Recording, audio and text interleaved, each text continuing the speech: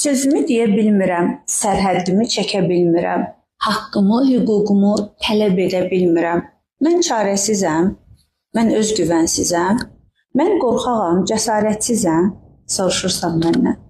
Xeyr əzizim, bunların heç biri sənə aid deyil. Sən heç bir nümunədən götürməmisən, elə bir nümunən olmayıb ki, sən anlayasan, tolerantlıq, humanizm nədir, etik normalar nədir və ya öz haqqını, hüququnu tapdalatmamaq nədir. İndi mən sənə bir nümunə ilə bunu izah etməyə çalışacağam. Bir, kiçik yaşlarda uşağı düşün. O qorxaraq altdan yuxarı sənin gözlərinə baxır və səndən kömək istəyir.